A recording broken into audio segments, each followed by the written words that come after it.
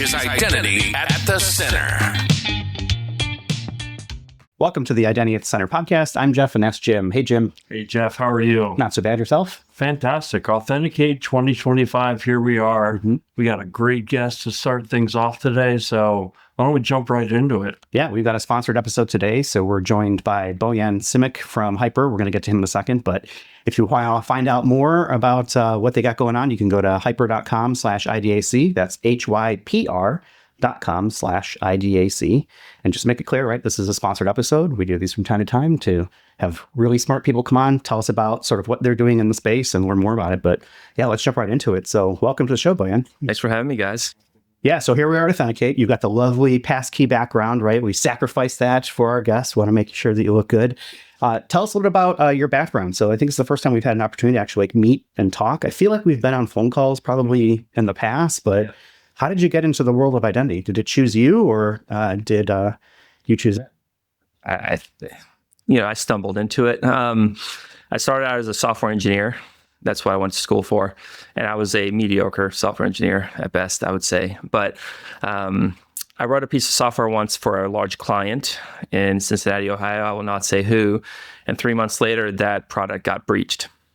And so that was my first foray into cybersecurity. And then once I got into cybersecurity, I grew my career there. It progressed well. And I was running a security team at a financial institution in New York City.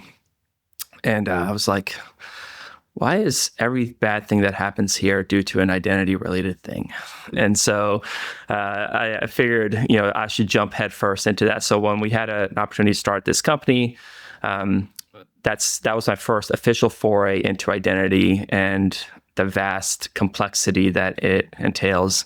And so it's been an amazing journey over the last 10, 11 years, and looking forward to sharing it more with you all. So for those not familiar with HYPR, what is like the 30 to 60 second elevator pitch when someone says, hey, so HYPR, what's that about?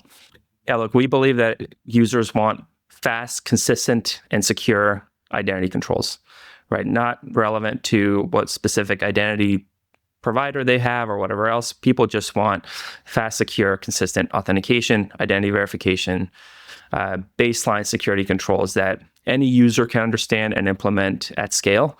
And rule number one is it's got to work. And so we excel at that. And so we typically really focus on complementing our customers' existing identity investments and solutions to get that best in breed set of controls from an identity verification and authentication perspective. So that's a good first rule. It has to work. That's rule number one. And look, many people in identity kind of really learned that lesson way too late, where identity, the reason why it's so hard, or one of the many reasons identity is so hard, is because it has to work all the time. And especially the authentication system, if it's not working, your customers aren't working. And that is such a key component to any product. So tell me about the name of the company. It's suspiciously devoid of vowels. Yeah. So yeah, a lot of consonants, and it's not because I'm Eastern European. It is because there's a 80s book by Neil Stephenson called Snow Crash. You may have heard about it. And in that book, there is a thing called a HYPR card. And it's this thing that contains a significant amount of knowledge or data and information. And I'm a fan of that book. My co-founder is a fan of that book. So that's how we got here today. That's a cool little Easter egg. I love finding out. Very cool Easter egg. So we're here at Authenticate 2025, and you guys have a booth out there. What's been sort of like the buzz? Like, what's the feeling? Like, what is the sort of, word on the street, so to speak? It's interesting. Everybody that comes to Authenticate is laser focused on passkeys, which we have here. Everybody really wants to understand, how do they deploy this stuff at scale? I think for the most part, most organizations now are like on the passkey train. They're just trying to figure out, like, how do I go fast? And so many of these companies, to use the train analogy, are still kind of like in the, shoveling coal into the steam engine type of thing. And they want the bullet train. So people are here trying to figure out what is the best way to do that, and in a way that's as low risk as possible to their careers. And then the second thing is agentic AI is sweeping a lot of board level conversations right now. And so there's a lot of smart people here trying to figure out how do we securely authenticate these agents and these things? And what roles do passkey and decentralized credentials play into that? Because I think we all know that, agents should not be using passwords. Yeah. There's a lot of major themes going on in this conference. One of them is continuous identity, doing things in a continuous manner. And when we got prepared for this show, you and I were talking about, like, let's educate people on something that is a big trend in the industry. And you talked about know your employee. That's the big trend, but also doing it in a continuous manner. So you're already on this train. Can you talk a little bit about what that's all about? Yeah, look, the reality is since the pandemic, pretty much every organization has a significant chunk of their workforce that is remote. And that's just the reality. That's not going to change anytime soon. There's the big banks of the world that are now saying you have to come in 5 days a week, but most of those people just show up in the morning, tap their badge, and then go home. So they're still remote. So yeah.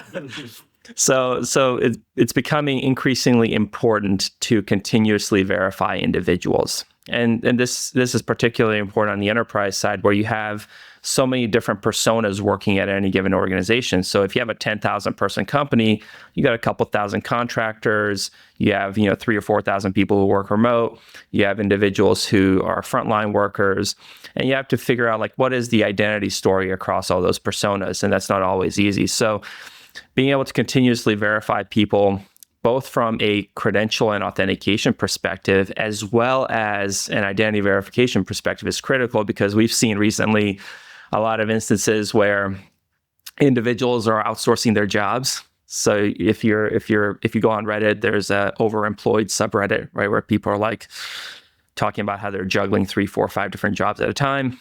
There's also now nation state efforts, like with North Korea, where they have entire groups organized and basically set up to do jobs on behalf of U.S. employees. And so I think people have read the article of that lady. I think it was in Tennessee or Arizona somewhere, where she had like 40 corporate issued laptops in her house, and people were remoting into those laptops and doing the jobs. I just don't have the chutzpah to do something like that myself, but I'm sure it's happening. So what are companies doing about this today? How are they solving this problem? You mentioned it got hot at the beginning of the pandemic. I remember it was like, we're all patting ourselves on the back, like, hey, in six weeks, everybody got multi-factor authentication up and running. Is that what they're doing? Was that the last chapter of that book? Well, it was like, typically before the pandemic, it was like you get a job at a company, you start on day one, you get verified, you get issued an MFA credential, and then that's it. Like, that MFA credential is you for the rest of your career there, right? And so that's no longer the feasible way of doing identity security at the employee level anymore. Now, you have to be able to continuously verify people to make sure that the person sitting behind that laptop is the person who's supposed to be sitting behind that laptop, and the person who has access to the MFA credential is the right person who should have access to the MFA credential. Right? There's so many instances now of individuals like sharing their MFA with others, right, or issuing new MFA credentials to them. And so this concept of you have like a seesaw type of thing, where you have to have a strong MFA credential. I think that's what Passkeys and the FIDO Alliance have been working really hard towards, and vendors like us, to make sure that thing is not phishable and all that. But then you also have to make sure that credential is being used by the right person at all times. So that's where the identity verification piece is similarly important.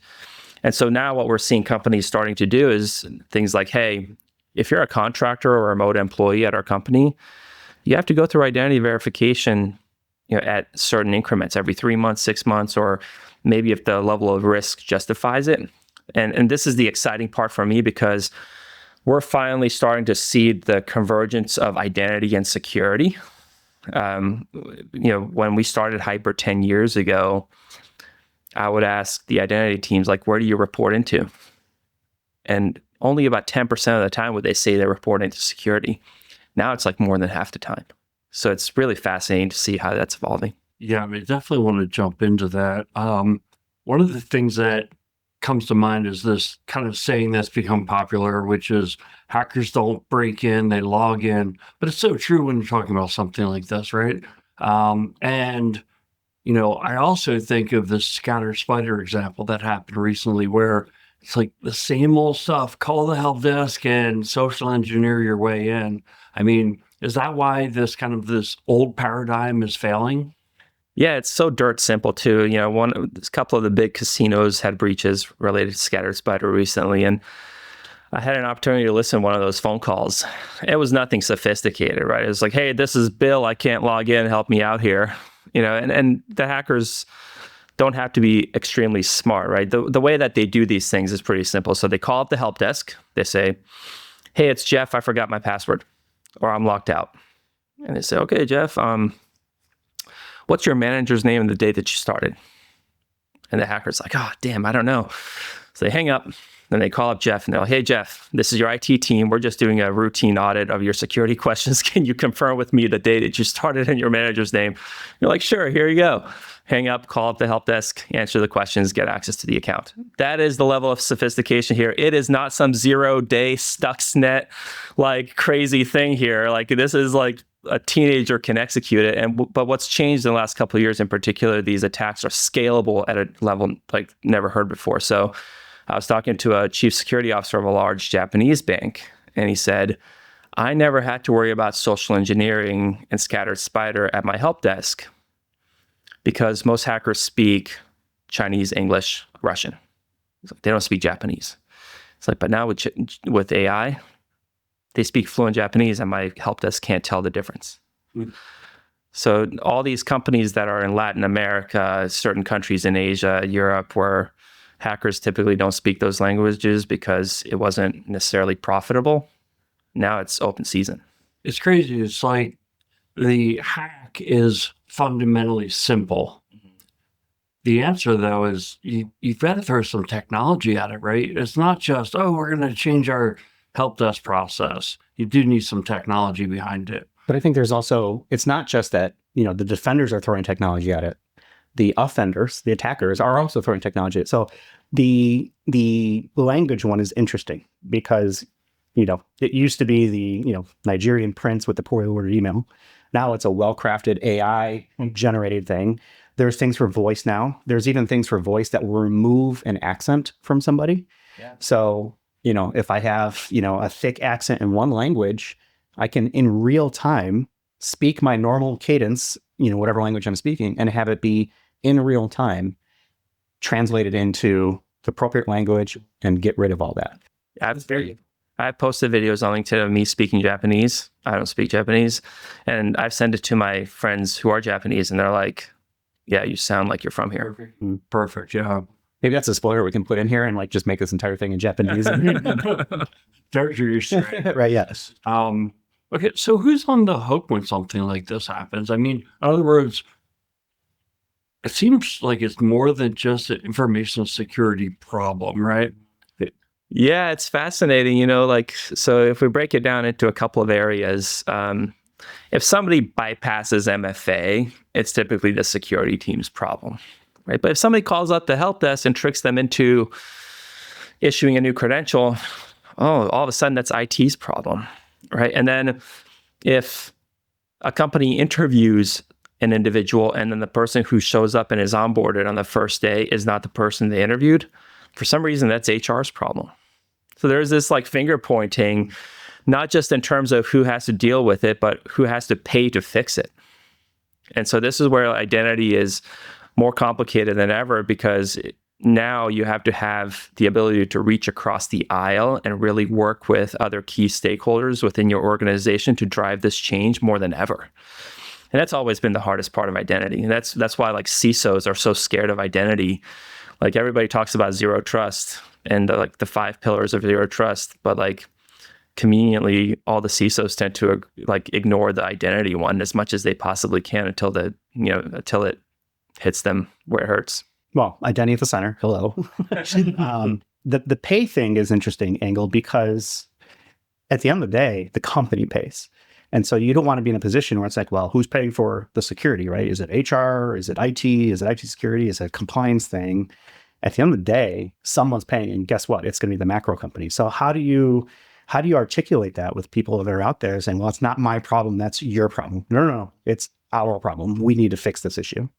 Yeah, it's really all about making sure that inside teams can find creative ways to get the project prioritized and paid for, right? And so sometimes they're charging it back to security or to the business. Other times they have to have a broader leadership level discussion. But everything ultimately comes down to the business value. And like, how can us doing this make sure that we better differentiate ourselves from our competitors? Doesn't matter what your industry is, right? If you're a bank, you're in the business of trust. Right? If an article comes out and you hired somebody from North Korea, like that's a problem for you. Even if it didn't have a material impact on your business, it's a trust issue. So I think being able to socialize it and position it in such a way that like, hey, this is going to help our business and we need to work together here is key. And just being very transparent here, like when I talk to an identity team, one of the first things I ask is, how long have you been here? And what other change management have you been able to drive across the organization in that time? Because if they don't have good answers for that, like we know that we're going to really have to work with them to help them drive that change. So we know our primary listener is the identity practitioner. Obviously, identity at the center is not a generalized topic, right? We want to make this as educational as possible. So what is the right solution? What should identity practitioners be doing to get ahead of this for their organization? I think you have to think about it in two ways. One is getting it prioritized and budgeted is the number one thing, right? So being able to speak the language of the business and put it in that context. And then two is understanding what it's going to take to operationalize it quickly, right? And so what we try to help our customers with is technology is usually the easier part. It's the people part that's more difficult. And so whenever we work with a customer, for example, like we put together an entire change management program for our product so that they can use to implement it. I'll give you a really silly example. So like we were deploying passwordless with a large company that has like 50,000 employees across 40 countries. And they got to like 33,000 employees in 3 months. And it was amazing. But what they did was they spent as much money on the internal marketing campaign as they did the technology. So in any region, the first 100 people who signed up for passwordless got a t-shirt that says I'm passwordless, right? Or they got like a little Lego kit or something that was branded to their organization that they could use to show off. And that internal marketing is every bit as important as the technology. Yeah, it reminds me of, Jeff, your story, right? Where you were rolling out, this was back in the day, self-service password reset, which we would never do that today. Right, yeah.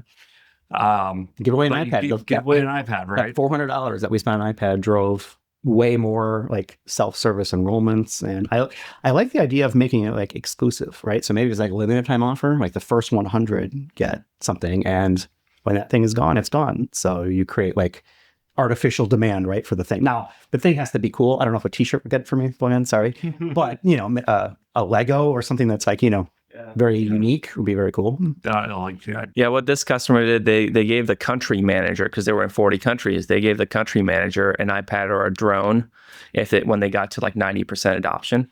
Oh. And you'd be shocked like what highly paid executives are willing to do for an iPad or a drone. Because they're cool. Yeah. Well, and the thing is, it's like you're spending a lot of money when you roll out any technology to 50,000 people. So that incremental spend on a few iPads and a few Lego boxes, like it's well worth the money. Yeah, and what we've done is we've actually like packaged that into a solution essentially, right? So we provide all the marketing content for you, right? So you don't even have to think about it. We're just like, here you go. Here's what it could look like. Just let us know which of these things would resonate with your workforce the most. And so therefore, like just meeting the customer where they are is critical. How many of your customers take you up on that? Like, is that part of the deal? Say, hey, we were getting a HYPR in, and here's the plan for rollout. Like, do they take that and kind of run with it? I'm sure they probably tweak it a little bit to some degree to fit their organization, but yeah, I mean, we're pretty adamant. Is there a drone involved as part of that? We're pretty adamant about it because that's the main way that we can get success. Like, look, the last thing we ever want to be is shelfware for any customer, and there's way too many security solutions out there that companies will buy and they just sit there and they never get implemented, right? So how do you get an identity product implemented? You get people excited about it, right? And like when we first started this company, we're like, it's passwordless. Everybody's going to want to use it. It's a no-brainer, but that's not the case. The fact is people don't like change, even if it's a positive change. And so you have to drive that change some other way.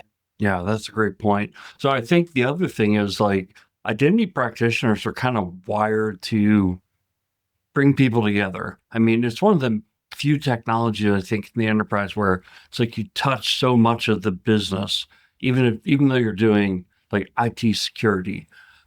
So my question is, what advice would you give for the practitioners? Like, who do they need to be reaching out to and building these alliances, and kind of what is the message that they take along? I mean, leveraging that framework that you talked about. Yeah, in terms of the internal stakeholders, building alignment there, that's key. So if you look at the typical enterprise, right, you have the HR team who's involved in the onboarding process. You typically have a digital workplace folks, right? These are individuals who manage things like, the Windows 11 upgrade and stuff like that, right? And they also tend to have a stranglehold on what goes on the endpoint, right? And then you have obviously the executive level team, where if somebody complains about a change management thing, they're the first ones who are going to go to the CIO or the CEO and say like, what the hell is the identity team doing? Like my users hate this, right? And then you have the help desk, right?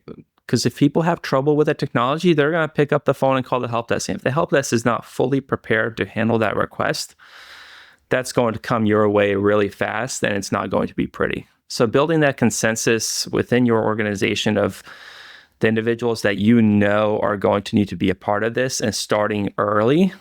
Like especially, some of these teams, they have, 3-month change windows. So if you want to get something done in the next 6 months, if you're not talking to them 6 months ahead, like it's not going to happen, or giving them the heads up. So I think building that consensus early and often is key. And you can't just show up at the last minute and say like, hey, can you do this for me? Like that's not how it works. Jeff and I, during our day job, we worked with the clients implementing identity solutions. I think one of the things that we've seen for a long time and is still around today is identity sprawl. And so I wanted to get from you, like, kind of what does that mean to you and why is that a problem? This is one of my pet peeves of the identity industry is like when I talk to identity teams, they tend to tell me like, we are working on foundational things right now. And so we're going to take our 5 IDPs and we're going to consolidate it into one. And then everything is going to be great. And then what happens? They get 20% of the way there, and then they acquire another company that has 3 more IDPs. And then they're like, oh, now we got to start all over again. So then they start planning and so on and so forth. So the reality is consolidating everything into a single identity source is a fallacy. Like it's possible in smaller companies that don't change very much. But guess what? If you're a smaller company that don't change very much, you're not going to become a bigger company, right? So you really have to think about how do you implement these baseline security controls that are key to stop phishing and social engineering across that identity landscape, right? And so that also gives you flexibility, because now if you acquire another IDP for whatever reason, or some line of business decides to go rogue and just deploy another IDP because they feel like it, do that. Come on. You can bring it into the fold from an authentication experience really quickly. And what that then provides you is, if your authentication experience is consistent across your identities, then if you do want to consolidate IDPs down the road for whatever reason, and you want to simplify that, it becomes more of a back office function than something that is affecting the end user on a day-to-day basis. Is that what you're touching on earlier in the podcast? You talked about leveraging existing tools, which I think is something that every practitioner wants to do, right? We spent this money, we put these tools in place. We don't want to just have to rip them out every 5 years. Is that what you're getting at, or was there something deeper?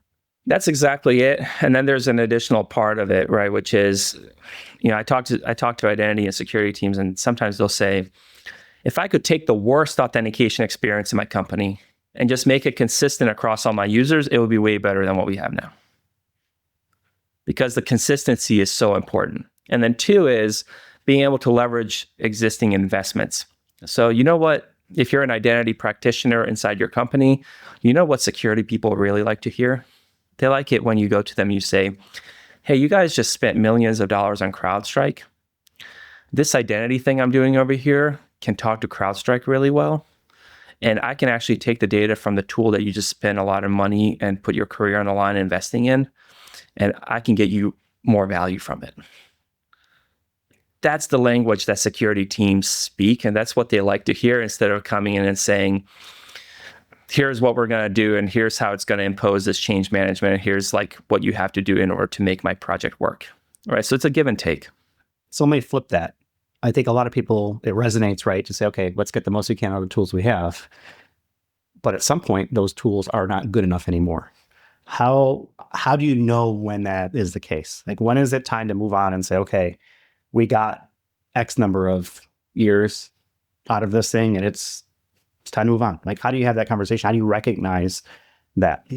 That's a really good question. And I think it's a tough one because oftentimes individuals have built their careers around specific tools, right? You go on LinkedIn and the first line on somebody's LinkedIn profile is, I'm a SailPoint so-and-so, right? And it's like, wow, that's your career, right? And I think that's a mistake. I think, most sophisticated identity and security teams, they have programs that protect them from being beholden to a specific vendor, right? And those are the teams that I've seen be most mature. So I think anytime you onboard a vendor, you have to think about the exit plan for that vendor.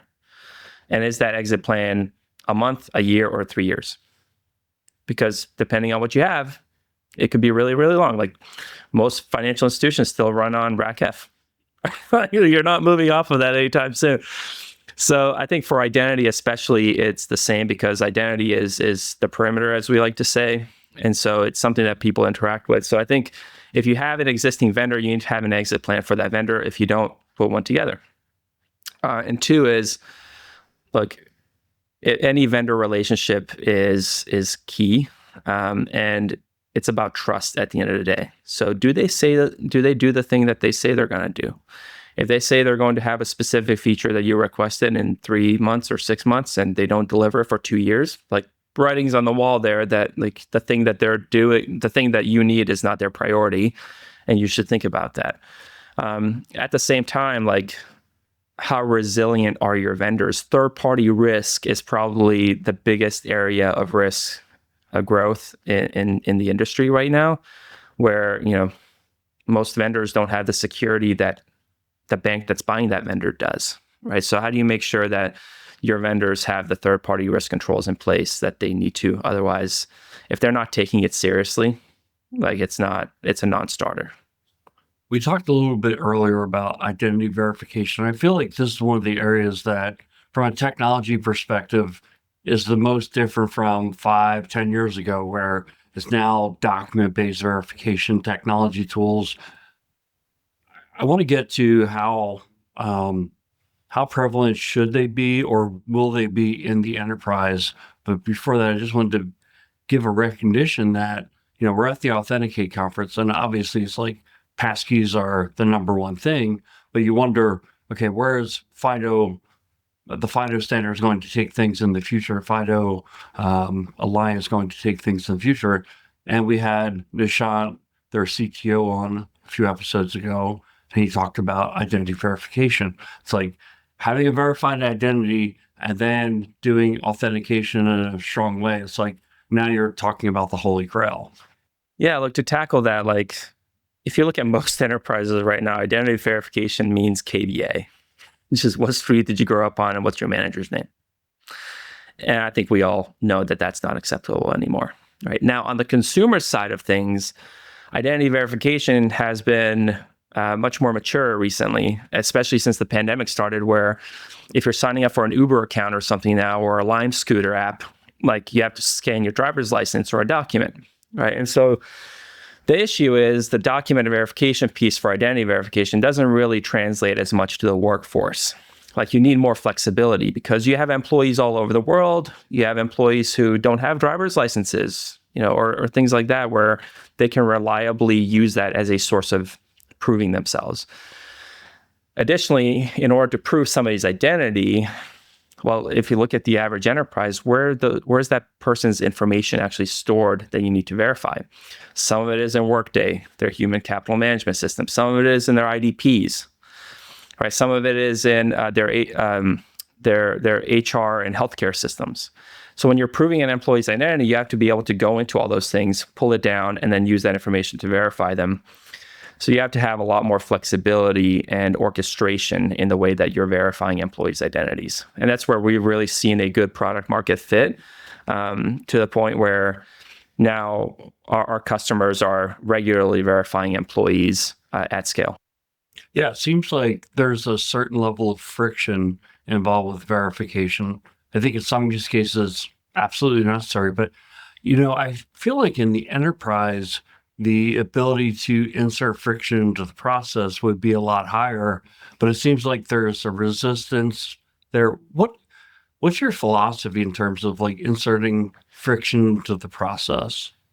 Look, on the employee side, at least here in the United States, it's a little bit simpler, right? It's like you're an at-will employee and we give you a paycheck, so you need to do it.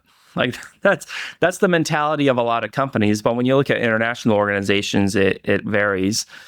And you also have to have different levels of control for different personas within your organization, right? So my employee who works in a factory who logs into stuff twice a year to download their W-2, like, do I need to put them through the same process as I would my system engineer who, has access to our AWS infrastructure? No. So that flexibility is really important to have. And then this is where identity teams working with the legal department to really help them have an understanding of these processes is important, because if you are doing something like a biometric match or a document scan as part of that verification process, your more privacy conscious employees will write a letter to HR or to legal and say, WTF is this? And they need to have a prepared set of answers, right? Or tackle those up front. And so this is where another reason that identity has to work with internal stakeholders more. Okay, so I'm going to cross my arms here and put my jaded CISO hat on. What is it about HYPR that makes you guys unique in this space, right? Because there's so many different identity tools. There's a lot of overlap. I'm sure you've got competitors out there. What is it that you think that makes HYPR special? So what makes HYPR a little bit different from most identity companies is we started out as a security company. And we started out as a security company 11 years ago when there were very, very few or none identity-focused security companies, right? So we started out in that landscape from the get-go. So what does that mean? That means that we built resiliency, trust, controls into the product from the get-go. We built scale into the product from the get-go. We understood that if HYPR's not working, our customers aren't working, right? And then we really focused on the areas where there were massive security gaps. So one of the first things we implemented was what we call desktop MFA, right? Is we realized most companies don't have MFA when they're logging into their endpoints. Let's build that. Let's provide that to the security teams, and many banks purchase that and use it today. The other thing that we did which was very differentiating, was we built our identity verification capability focused for the workforce, right? So we noticed we were talking to, this was like 5 years ago, we were talking to some of the Swiss banks. We're like, what do you do if somebody forgets a password? And they had this system where you could go to any two people in your company and they could request a part of your password for you. And then they can give you, your password in those multiple parts. And it's all tracked through an accountability system. So we built a vouching system into our identity verification product where other people you work with could vouch for you over a video chat, and then you could automatically be issued a new credential. Right? So we took these best practices that were being implemented ad hoc or manually in the real world at some of the most sophisticated organizations and brought them to every business. And so we're not an IDP as a company. We don't try to be. We think that is a well-commoditized space. We really try to fit into our customers' existing ecosystems and bring them best-in-breed controls such as passwordless identity verification for their employees, orchestration between their security tools and their identity tools that they typically don't have, so they can fill those key gaps. So what does it take to set this up then? Is this, let's say I've got a primary IDP already, right? Microsoft, Ping, Okta, et cetera, right? What does it take for me as a IAM administrator to set up HYPR? You log in, you choose which identity tools you have. So you choose Okta, Entra, Ping, and you provide authentication credentials to those APIs. And then we pull it all in, and then we enable these capabilities for users. So if you're like an Okta or Entra customer, you can have users up and running with HYPR in 15 minutes. That's pretty fast. Yep. How do people measure success with this? So it's kind of one of those things like, okay, well, I logged in, great. Like that's the expected result. What is a way that your customers have found to measure to say, okay, yeah, we are getting what we're paying for from HYPR? Yeah, we help them track. So we have this identity assurance score essentially within our product where you can see the value you're getting from it in real time, right? So we can show you like, here's how many of your authentications that people are doing today are phishing resistant, and here's how many are vulnerable to phishing. Here's how much money you're saving on credential resets because people are no longer calling the help desk. Here's how much money you're saving in productivity because your employees aren't locked out because they typed in a password wrong too many times that morning.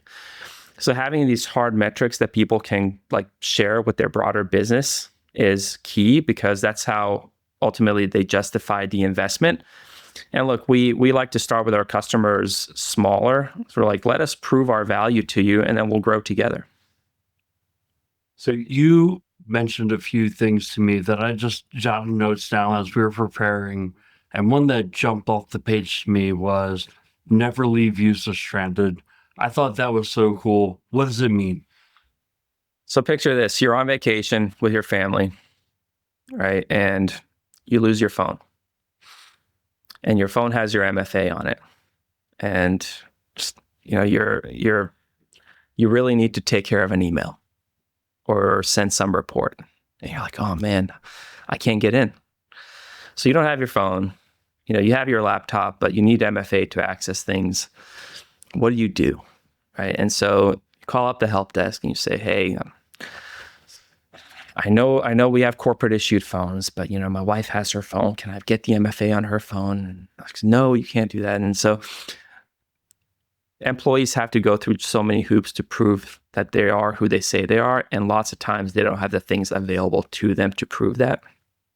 So what we built is a orchestration layer for identity verification where in the worst case, you can always get through, right? So if you don't have your phone number and you can't do OTP, that's okay. You can do something else. If you're if you're not in the right location, it's okay. You can do something else. If you can't scan your driver's license, that's fine. Maybe you lost maybe like my phone has my driver's license on the back of it. If I lose my phone, it's over. So, then what can you do? We can use any browser at any hotel kiosk to put you on a video chat with your manager or somebody you work with who can vouch for you. Right. And so always having a way for an employee to get through and never leaving them stranded is so key, because us identity people, we love to get hung up on the edge cases. Right? Yeah. And so being able to always have a way through is so important. But it's not going to work this 1% of the time. So we got to hold everything up. Come on. Well, and that tags along with the next one that I took note of, which was you talked about it being authentication being a tier 0 capability. In other words, how many nines do you have? It has to be up all the time. All the nines. Leave people stranded. You can't have it work well, everything except Sunday night at 2 a.m. It's just got to work. Yeah. And that's where the resiliency piece comes into play so much, right? It's like, does this thing work across multiple regions, multiple availability zones? How does it fall back? Like the word disaster recovery in most companies or most vendors is a tabletop exercise at best. And so how do you actually practice what you preach? And that part is so key. And being able to prove that at scale is important. So like many of the top banks in the country use us, and they have hundreds of thousands of employees. And so if we're not working, they're not approving loans. They're not, opening checking accounts. They're not doing anything. And that has a fundamental impact on our economy. So step number one is making sure that you're at peace with that, and that's the reality. And then two is making sure it's part of your roadmap. And three is making sure that every employee truly understands the criticality of that. So I've been having a lot of conversations in my day job about resiliency and DR plans, and where does IAM fit into DR plans? Because I think most larger companies will have like a DR plan, but what happens if their IDP goes down? I don't know if a lot of companies have really thought about like their identity infrastructure as being that critical. And so yes, it has to be up. Are you seeing more of a push to make sure that identity is part of that DR strategy, that plan, whatever it may be, where if something does go down, here's how we're going to recover from it? Absolutely. And that's where a lot of companies realize that they have gaps, because your ecosystem the chain is only as strong as its weakest link, right? And when companies do DR plans and they execute those, they realize what the weak links in their environment is. They're like, oh shit, we have MFA, but for these key accounts, like turns out you can bypass it. And so, like actually doing that exercise and finding compensation methods that are still secure to address those is key. And it's something that's, it really started out in financial services as being a key control, but now it's starting to get into critical infrastructure and energy and a much broader set of verticals. So this has been a really fascinating conversation, and we'll start to wrap things up. But there was a note on our notes here as we were getting set up. It was like, I think it's the first time we've had this on the show. There's a note that says that you're a competitive boxer in the past. So I definitely have to get into this. Keyword was. It was. Okay. Like 50 pounds ago. Okay. So how long ago was this? What was it like? I think taking me into the mind of a competitive boxer, because this is the first time I think we've had that on the show. Yeah, I went to a party in high school, And that's recent. and I ran it. I'm a tall guy. I'm 6'5", so I saw another guy that was taller than me, and we immediately started talking. And he told me he was a boxer, and so he invited me to join this gym. So in high school, I joined this gym, and I started boxing after that competitively, and in college, I was decent. And the thing about boxing is you have to get to a point where you truly believe in yourself when you're doing something, because when you get in the ring with somebody, like you look around you and there's nobody there to help you, right? So you have to be very confident in yourself to execute on your plan. And as Mike Tyson says, everybody has a plan until they get punched in the face. And running a startup, you get punched in the face a lot. So how many fights, like professionally in the competitive circuit? And what was your record? I think I had like 18 fights. I think I won 12 of them. And I was a super heavyweight, and super heavyweight is anything over 195 pounds. And so I was like in the low 200s at that time. And it's fascinating because as a super heavyweight, anything over 195 pounds is a category. So as a 200-pound guy, you're fighting somebody who's 300 pounds. And so you have to be very, very fluid in the way that you approach things. So it's a good skill to have. So how much of a difference does that 100 pounds make in that sort of scenario, right? So you're 200, someone else is 300. Is that 100 extra pounds of pure muscle, or is it, what Butterbean? What was the guy's name, right? Like, is it like that, right? Like, maybe a heavier set. Yeah, I boxed this guy that was like over 300 pounds, and he was a linebacker, right? So his NFL career wasn't going the way he thought it would. So he was like, I'll try boxing. And the good news is, like, he doesn't have the stamina, but if you get hit, like, I remember blocking a punch from this guy and thinking like I didn't block it. So, because it was so powerful. And so for me, I think it depends. Like, the bigger guys don't have as much energy. So if you can survive the first 2 rounds, like, you're good to go, but you got to survive. Yeah. It's a workout, right? Just to get out there for a couple months. I remember I used to do Taekwondo for a long time ago, and I would, do some light competitive stuff. And man, you'd be gassed after just a couple of rounds. Oh, yeah. The hardest part of boxing or any sport like that is I forget, I don't know what the technical term for it, but my coach called it, like, being able to see punches coming. And so this whole concept of when somebody's trying to hit you in the face, like not freaking out or not holding your breath when that happens, because when you hold your breath, your muscles get tired really fast. So seeing punches coming at your face and being able to breathe through that process is the trick. I mean, that's like a physiological response, right? So, oh, here it comes. You're tensing up. Yeah. It's like being in a car, car accident. Yeah. And they talked about how like people who are drunk and they're in a car accident, they don't break as many bones. Because they're relaxed. Yeah. So, all right, last question. What is the hardest that you've ever been hit? Like, do you remember something that stood out? Like, oh my God, like you mentioned the block where you felt like you didn't block it. Like, is there something like that? So one thing, I was an average boxer, but the one thing I was very proud of is I never been knocked out. In 8 years of boxing, I never got knocked out. So the closest I've gotten... Don't try now, folks who are listening. Don't walk up to Bojan and say, okay, let's do this. The closest I've gotten is I was fighting this guy who was boxing for the Navy. And I don't remember actually being hit. So he hit me in my temple and I dropped down to one knee. And I got the standing A count and I came back, but I don't remember it actually happening.